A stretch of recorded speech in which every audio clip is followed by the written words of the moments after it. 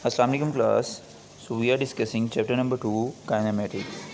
हमने जो है वो अपने अभी तक चैप्टर नंबर 2 के अंदर फर्स्ट इक्वेशन ऑफ मोशन जो है वो डिस्कस कर ली हुई है, जिसके अंदर हमने एक ग्राफ प्लॉट किया था, एक डायग्राम बनाई थी हमने। उसके अंदर हमने जो है वो distance covered by the object देखा था और उसके अकॉर्डिंग हमने फर्स्ट इक्वेशन ऑफ मोशन हमने डिराइव की थी, that was v f is equal to v i plus a t. आज जो है वो हम इससे जो है नेक्स्ट जो है वो डिस्कस करेंगे, यानी second equation of motion. Total हमने इक्वेशंस बताई थी कि 3 इक्वेशंस हैं मोशन की, जिसके अंदर से हमने एक डिस्कस कर ली है और सेकंड वन जो है वो हम आज डिस्कस करेंगे, second equation of motion. So in speed time graph, the total distance as traveled by body is equal to the total area OABD under the graph। ये हमारे पास ग्राफ है, ठीक है। ये स्पीड और टाइम का ग्राफ है, यानी टाइम को जो है वो हमने एक्स एक्सिस के ऊपर रखा हुआ है हॉरिजॉन्टल प्लेस पे, और स्पीड जो है वो वाई एक्सिस पे रखी है वर्टिकल प्लेस पे। तो इसके अंदर क्या होता है, हमारे पास एक स्लोप है ए बी जो कि एक्सलेशन को शो कर रही है। अब जो ऑब्जेक्ट ने या पॉइंट ओ से जो है वो मूव करके जितना भी डिस्टेंस कवर किया है, तो टोटल डिस्टेंस हम देखेंगे ओ ए बी डी, यानी ये टोटल जो शेडेड एरिया है ये हमारे पास वो ऑब्जेक्ट है, वो एरिया है जो कि ऑब्जेक्ट ने इतना डिस्टेंस कवर किया है। तो इसके अंदर क्या होगा कि हम जो है वो अब डिस्कस करेंगे speed time graph area under the graph gives the distance covered by the body, ठीक है। यहाँ पे भी लिखा हुआ है कि जो स्पीड टाइम ग्राफ है हमारे पास, ये जो भी ऑब्जेक्ट डिस्टेंस कवर करता है, वो ऑब्जेक्ट जो है वो जो भी डिस्टेंस कवर करता है वो डिस्टेंस हम कैलकुलेट कर सकते हैं इस ग्राफ की मदद से। जैसे हमने एग्जांपल्स पढ़ी हैं कि अगर हमने किसी भी चीज़ का रिलेशन निकालना हो तो हम उसका ग्राफ प्लॉट करते हैं। यानी यहाँ पर तो स्पीड टाइम ग्राफ है, इससे पहले हमने डिस्टेंस टाइम ग्राफ को डिस्कस किया था, ठीक है। तो डिस्टेंस टाइम ग्राफ को डिस्कस करने के अंदर हमने ग्राफ प्लॉट किया था, तो हमने एक तरफ जो है वो डिस्टेंस रखा था और दूसरी तरफ टाइम रखा था। यानी यहाँ पे वाई एक्सिस पे, वर्टिकल एक्सिस पे स्पीड की जगह हमारे पास डिस्टेंस था और एक्स एक्सिस पे टाइम था, तो वो हमारे पास डिस्टेंस टाइम ग्राफ था कि एक स्पेसिफिक टाइम के अंदर किसी भी ऑब्जेक्ट ने कितना डिस्टेंस कवर किया है। अब यहाँ पे हमारे पास स्पीड टाइम ग्राफ है, तो इसके अंदर हमें तीनों इक्वेशंस ऑफ मोशन हम इसी के अकॉर्डिंग ड्राइव करते हैं कि एक स्पेसिफिक टाइम में जैसे जैसे ऑब्जेक्ट मूव कर रहा है उसकी स्पीड के अंदर क्या वेरिएबिलिटी आती है, ठीक है। यानी with the passage of time the object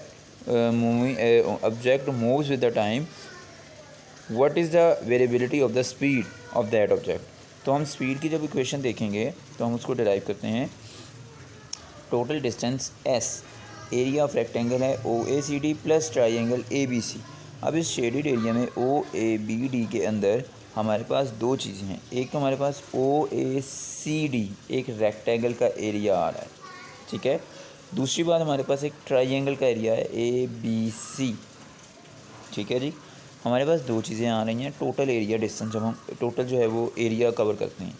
एक तो हमारे पास रेक्टेंगल आ रही है ओ ए सी डी, दूसरी हमारे पास ट्राइंगल आ रही है ए बी सी। इन दोनों के एरियाज़ को जब हम प्लस करेंगे तब हमारे पास टोटल डिस्टेंस कवर्ड आएगा। पहले हमने एरिया ऑफ रेक्टेंगल निकालना है ओ ए सी डी। अगर हम ओ ए सी डी का एरिया निकालें तो हमें पता है रेक्टेंगल का एरिया होता है लेंथ मल्टीप्लाई बाय विड्थ, तो वो हमारे पास आ जाएगी ओ ए इंटू ओ डी, यानी ओ ए हमारे पास विड्थ आ गई, ओ डी हमारे पास लेंथ आ गई रेक्टेंगल की। तो यहाँ पे हमारे पास लेंथ इंटू विड्थ आ गई ओ ए इंटू ओ डी। ओ ए जो है इसकी वैल्यू हमारे पास वी आई है यानी इनिशियल वेलोसिटी, ओ डी जो है इसकी हमारे पास वैल्यू है टी। तो v i multiply by t ये हमारे पास आ जाएगा we I t, area of rectangle. इसके बाद हमारे पास आता है area of triangle. Area of triangle का फॉर्मूला होता है 1/2 into A C into B C. A C B C कैसे हम लिख रहे हैं, यानी ए सी जो हमारे पास एल्टीट्यूड है और बी सी जो हमारे पास बेस है, परपेंडिकुलर मल्टीप्लाई बाय बेस, यानी 1/2 multiply by A C into B C. अब ए सी की वैल्यू अगर देखी जाए तो जैसे नीचे ओ डी की वैल्यू है टी यानी टाइम, इसी तरह हमने इसी को A T A C consider कर लेना है, बिकॉज ये भी हॉरिजॉन्टल एक्सिस पे है और ये भी हॉरिजॉन्टल एक्सिस पे है। तो ओ डी और ए सी की जो वैल्यूज़ हैं वो सेम रहेंगी, यानी कि टाइम। और बी सी जो है यहाँ पर हमारे पास वैल्यू आ जाती है इसकी वी एफ की, ए टी की, सॉरी बी सी जो है यहाँ पर हमारे पास वैल्यू आ गई ए टी की, ठीक है। तो हम देखेंगे कि हम जब ए सी और बी सी को मल्टीप्लाई करेंगे तो ये आएगा हमारे पास 1/2 into T into A T, यानी ये ए टी स्केयर हो जाएगा। तो जब हम टोटल एरिया निकालेंगे, area of rectangle O A C D plus area of triangle A B C, तो हम v I T plus half a T square को इक्वल करेंगे।